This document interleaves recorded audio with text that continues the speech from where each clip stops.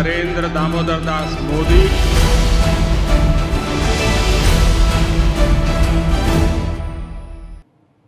नमस्कार, आप सबका स्वागत है एबीपी गंगा की खास पेशकश मोदी का सिक्सर। ये मोदी का सिक्सर क्यों? क्योंकि मोदी सरकार का 1 साल कल पूरा हो रहा है। लेकिन अगर पिछले कार्यकाल की हम बात करें तो 5+1 यानी 6 साल पूरे होने जा रहे हैं। तो इन 6 सालों में कितने गगनचुंबी छक्के नरेंद्र मोदी और उनकी टीम ने मारे हैं, इनका हम आकलन करेंगे। और खासतौर से मोदी 2 यानी मोदी सरकार का जो ये दूसरा कार्यकाल है, उसमें किस तरीके से 2020 के अंदाज में नरेंद्र मोदी ने शुरुआत की और ताबड़तोड़ फैसले किए। और जो गति चल रही थी उसमें एक महामारी आती है जो पूरी दुनिया की गति रोक कर रख देती है। हिंदुस्तान भी उससे अछूता नहीं रहता। लेकिन निश्चित तौर पर भारत की सरकार, हम ये नहीं कह सकते और भारतीय अविचलित रहे ये तो नहीं कह सकते, लेकिन दुनिया की तुलना में भारत ज़्यादा मजबूती के साथ इस त्रासदी से लड़ने में कामयाब रहता है। तो क्या नरेंद्र मोदी के इन 1 सालों के कार्यकाल और 1 सालों के कामकाज और पिछले 5 सालों की जो एक पूरी निरंतरता चली आ रही थी, उसको लेकर आज एबीपी गंगा की इस खास पेशकश मोदी का सिक्सर में हमारे पहले मेहमान हैं उत्तर प्रदेश के उप मुख्यमंत्री केशव प्रसाद मौर्य जी। मौर्य जी हमारे साथ जुड़ चुके हैं। केशव जी, बहुत बहुत स्वागत आपका। धन्यवाद राजकिशोर जी। तो केशव जी, जब उत्तर प्रदेश में 2016 में चुनाव हुआ था तो उस समय उत्तर प्रदेश के अध्यक्ष के तौर पर कमान आपके हाथ में थी। निश्चित तौर पर उस चुनाव में भी कैप्टन का चेहरा नरेंद्र मोदी ही थे, लेकिन उनके साथ उत्तर प्रदेश में कमान आपको मिली हुई थी। अब 2016 से उत्तर प्रदेश में सरकार है और अब ये जब मोदी की दोबारा भी सरकार बनी है, 2017 से है राजकिशोर जी, 2017 से सरकार है, 2017 से जी 2016 से आप अध्यक्ष थे, जो चलता चला आ रहा था। तो मैं कह रहा था कि 2017 से जब से उत्तर प्रदेश में सरकार चली आ रही है, उसके बाद उसमें आप उप मुख्यमंत्री की आपने जिम्मेदारी संभाली। लेकिन अगर पिछले 5 सालों के कार्यकाल के बाद अब 1 साल मोदी सरकार की अगर हम कामकाज की तुलना करें तो इधर बहुत कुछ हुआ है केशव जी। तो पहले मैं आपके शब्दों में समझना चाहूँगा और आप जनता को समझाइए, एबीपी गंगा के दर्शकों को समझाइए कि आखिर इन 1 सालों की सबसे बड़ी उपलब्धि मोदी सरकार की आप क्या मानते हैं? चलिए, सबसे पहले तो मैं एबीपी गंगा माननीय नरेंद्र कार्यकाल के 1 वर्ष पूरे होने के आयोजित किया है, उसमें मुझे इससे ही शुरुआत की है, इसके लिए धन्यवाद देता हूं। लेकिन मैं माननीय प्रधानमंत्री श्री नरेंद्र मोदी जी और उनकी पूरी कैबिनेट को जो पिछला कार्यकाल और दूसरा कार्यकाल मिलाकर के 6 साल हुआ है, पिछले कार्यकाल और वर्तमान कार्यकाल को जोड़ करके माननीय मोदी जी के नेतृत्व में जो 6 साल का कार्यकाल है, इसके लिए मैं बधाई देता हूं। जो सफल कार्यकाल है उसकी बधाई देता हूं। और विश्व का सबसे लोकप्रिय नेतृत्व हमारे पास है और इस विश्व के सबसे लोकप्रिय नेतृत्व के अगुवाई में निश्चित तौर से हमको गर्व है इस बात का। उनकी अगुवाई जब से हमें देश में मिली है तब से लगातार हम लोगों ने विजय प्राप्त की है।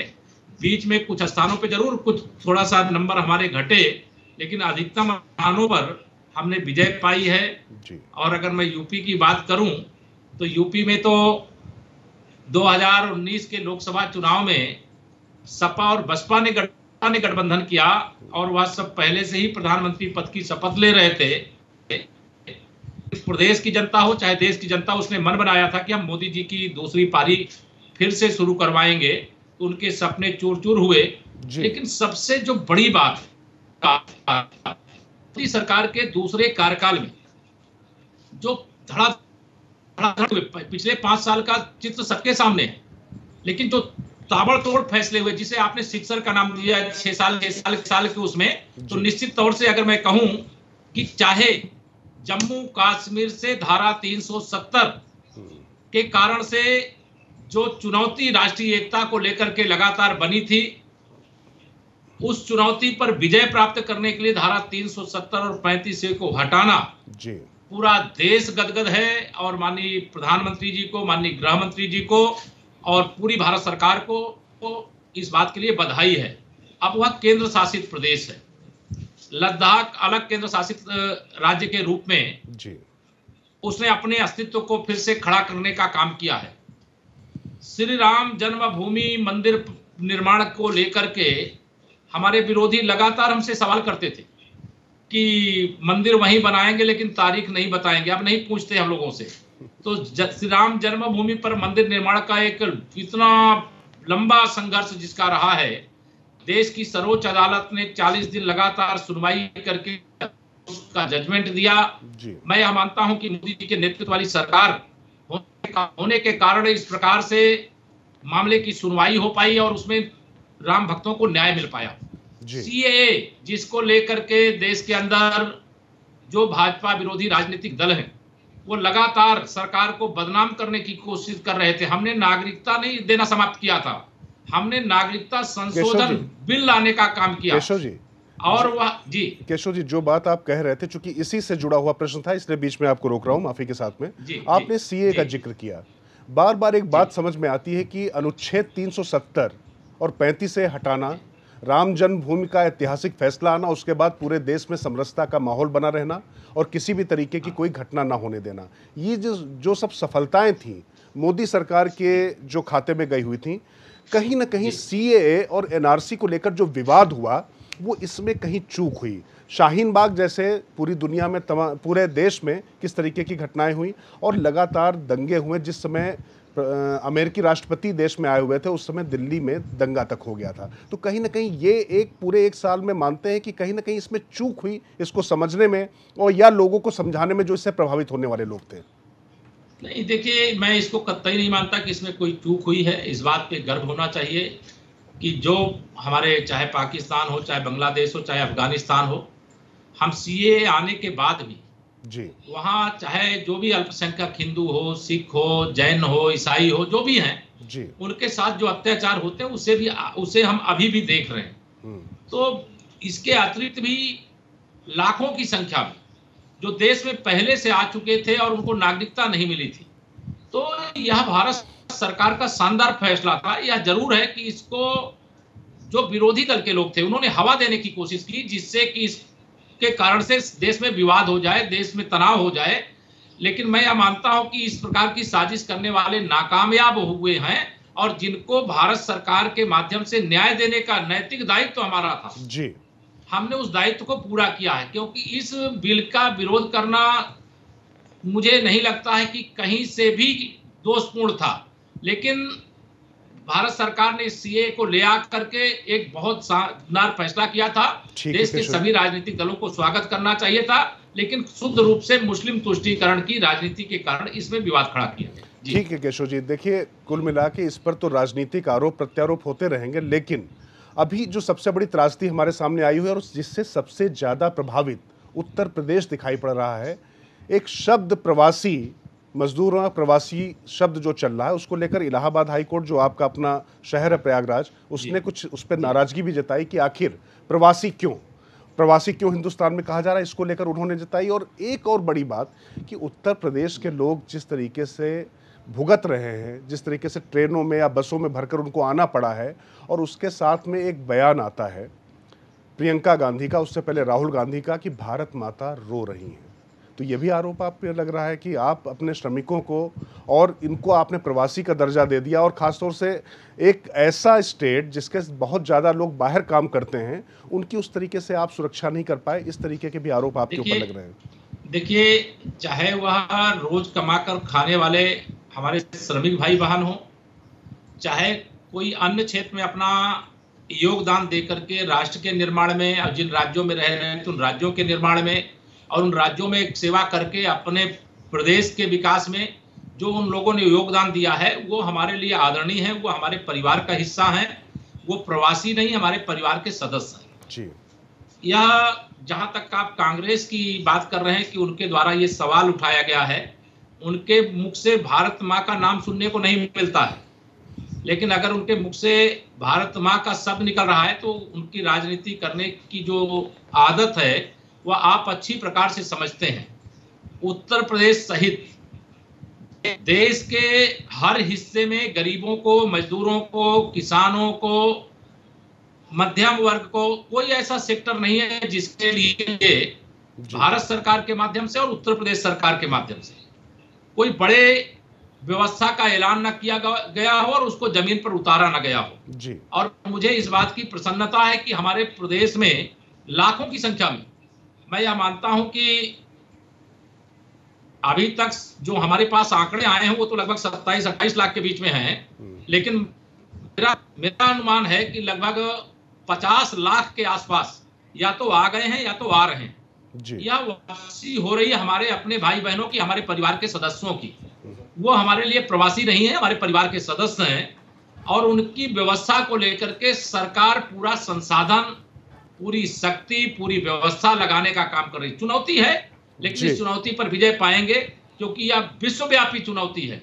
और हमारे देश के आदरणीय प्रधानमंत्री जी की सराहना पूरी दुनिया में हो रही है कि उन्होंने कोरोना के खिलाफ जो लड़ाई है, सबसे योग्य ढंग से अगर दुनिया में किसी ने लड़ा है तो वो भारत के प्रधानमंत्री माननीय श्री नरेंद्र मोदी जी के नेतृत्व में लड़ा गया है, जिस सरकार का दूसरे कार्यकाल का 1 वर्ष कल पूरा हो रहा है। ठीक है केशव जी, देखिए जब प्रधानमंत्री नरेंद्र मोदी की बात होती है और किसी भी देश में विपदा की बात हो या विकास की बात हो, सबसे पहले नाम आता है उस राज्य का जहां से आप आते हैं, उत्तर प्रदेश से। और उत्तर प्रदेश से काम का परमिट जारी करने की जो बात कही है मुख्यमंत्री योगी आदित्यनाथ ने, जो महाराष्ट्र और उत्तर प्रदेश सरकार के बीच खींचतान में उन्होंने कहा कि हम यहां से एक तरीके से लाइसेंस देंगे, ये जो परमिट राज हिंदुस्तान के भीतर वीजा लगाने की जो बात चल रही है एक तरीके से, इसको किस तरीके से आप देखते हैं? इसको कैसे जस्टिफाई किया जा सकता है, वो चाहे महाराष्ट्र की सरकार कर रही हो चाहे उत्तर प्रदेश की सरकार कर रही हो? पहले तो मैं आपको ये बता दूं एबीपी गंगा के माध्यम से कि कोई वीजा लगाने की बात नहीं हो रही है। हिंदुस्तान एक है, और हिंदुस्तान के किसी भी राज्य का व्यक्ति एक राज्य से दूसरे राज्य में अपने जीवन के किसी भी क्षेत्र में कुछ भी करना चाहता है तो जा सकता है, आ सकता है। वैसे ही उत्तर प्रदेश के लोग महाराष्ट्र जा सकते हैं, महाराष्ट्र के लोग उत्तर प्रदेश आ सकते हैं, इसको लेकर कोई विवाद नहीं जी।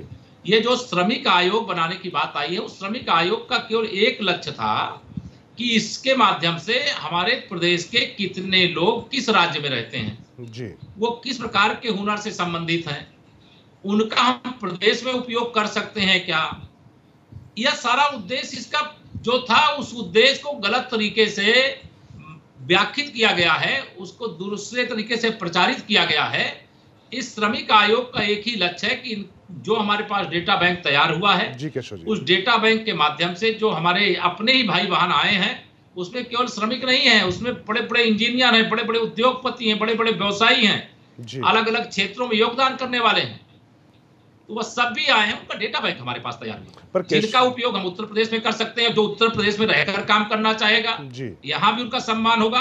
कहीं दूसरे प्रदेश में जाना चाहता है, जैसे अभी इस समय एक भगवान ने ऐसा संकट कोरोना के रूप में यहाँ पर लाया था कि अचानक सबको निकल करके आना पड़ा, तो उनका कोई तो वह डिटेल तैयार हो रहा है। उस डिटेल को तैयार होने को परमिट व्यवस्था ना, वीजा व्यवस्था ना मान लिया जाए कि यहाँ से जाने के लिए परमिट लेना पड़ेगा। लोग जहां जाना चाहेंगे जा सकेंगे, जहां से आना चाहेंगे आ सकेंगे। पर केशव जी, मैं एक चीज आपसे समझना चाहता हूं। देखिए, जितनी मुखर और प्रखर आपकी पार्टी यानी भारतीय जनता पार्टी है और आपके नेता हैं, शायद दूसरे दलों के पास इतने योग्य वक्ता और इतने आक्रामक तरीके से अपनी बात समझाने वाले लोग हों, लेकिन सीए या एनआरसी की बात हो या इस तरीके से परमिट की बात हो, श्रमिक आयोग की बात हो, हर बार ये भ्रम कौन फैला ले जाता है? आप लोगों पर कौन भारी पड़ जाता है? कहीं ऐसा तो नहीं कि सत्ता में रहने के चलते आप अपनी बात कहने की जो आपकी खासियत थी वो पीछे छूटती चली जा रही है और दूसरे लोग इसका फायदा उठा पा रहे? इसके लिए जिम्मेदार आखिर कौन है? देखिए, दुष्प्रचार करने वालों का एक क्षेत्र है, सर्किल है जी। जिस सर्किल में ही वो नाचते रहते हैं और उस सर्किल से नीचे नहीं पहुंचते। हमारा जो दुष्प्रचार जो करते हैं उनके एक मीडिया में कर लिए, सोशल मीडिया में कर लिए, प्रिंट मीडिया में कर लिए, लेकिन जमीन पर इनके पास कुछ नहीं है। हमारे पास बूथ स्तर का संगठन है जी। अभी हम माननीय नरेंद्र मोदी जी के नेतृत्व की सरकार के 1 साल पूरे होने पर जा रहे हैं लोगों के बीच में, 2-2 लोगों की टोली बनेगी, हर बूथ तक लोग बूथ अध्यक्ष की अगुवाई में संपर्क करेंगे और वहां पर जो हमने काम किया वह भी बताएंगे, कोरोना के संक्रमण से कैसे बचे यह भी बताएंगे, केंद्र सरकार के 1 साल की उपलब्धियां क्या है ये भी बताएंगे, और जो दुष्प्रचार करने का काम किए किसी को कोई भ्रम होगा तो वो भ्रम भी दूर करने का काम करेंगे, क्योंकि हम अपने संगठन तंत्र का इस्तेमाल बूथ स्तर तक करते हैं और विरोधी केवल ट्विटर पे करते हैं। पर यही तो मैं आपसे समझना चाहता हूं। देखिए, ट्विटर की जिसकी आप बात कर रहे हैं, अगर उसकी भी हम बात करें तो सोशल मीडिया में भारतीय जनता पार्टी के नेताओं के जो फॉलोअर्स हैं या जो उनकी संख्या है, विपक्ष शायद उनके आमने सामने कहीं आसपास पासंग भी नहीं ठहरता, उसके बाद भी कहीं ना कहीं कुछ तो बात होगी जो जनता तक बात पहुंच जाती है और भगदड़ मच जाती है, या जो लोग आप पर भरोसा नहीं कर पाते। क्योंकि ये सवाल मैं इसलिए पूछ रहा हूं क्योंकि मोदी पार्ट 2 में जो मोदी सरकार की जो सबसे बड़ी खासियत थी, प्रधानमंत्री ने दोबारा शपथ लेने के बाद जो बात कही थी, वो सबसे बड़ी बात कही थी कि सबका साथ, सबका विकास के बाद सबका विश्वास। तो ये जो विश्वास का शब्द है, इसकी जरूरत पिछले 5 सालों के बाद उनको महसूस हुई थी, लेकिन इन 1 सालों में शायद साथ और विकास के मोर्चे पर वो सफल होंगे, वो उसका विश्लेषण होता रहेगा। लेकिन ये जो विश्वास का जो संकट बार बार पैदा हो जाता है, इसके लिए आखिर कहां चूक रह जाती है, इसके लिए जिम्मेदार कौन, यही मैं आपसे समझना चाहता हूं। देखिए, मैं आपको इस बात पे मैं एबीपी गंगा के माध्यम से राजकिशोर जी बताना चाहता हूं प्रदेश के और देश की जनता को कि जैसे आपने अभी उदाहरण दिया कि हमारे लोग भी सोशल मीडिया के प्लेटफॉर्म पर हैं जी।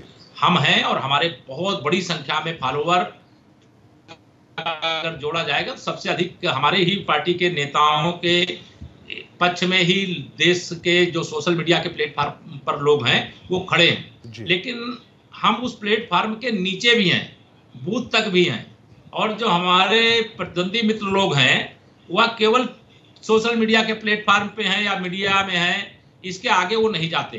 दूसरा, सबका साथ, सबका विकास, सबका विश्वास की जो आपने बात कही, यह माननीय प्रधानमंत्री श्री नरेंद्र मोदी जी के पहले कार्यकाल में भी और दूसरे कार्यकाल में जो करके देने का काम किया गया, मुझे ये कहने में कोई संकोच नहीं, जिस मतदाता को कि मुस्लिम मतदाता भाजपा को वोट नहीं देता, मैं कहता हूं कि देता भी है, और हमारे और उसके बीच में कोई भेदभाव नहीं है। केंद्र सरकार की योजना हो, चाहे प्रदेश सरकार की योजना हो, गरीब कल्याण की योजना हो, किसान कल्याण की योजना हो, सारी योजनाओं का बिना भेदभाव के सबको लाभ दिया गया है, सबको लाभ मिला है।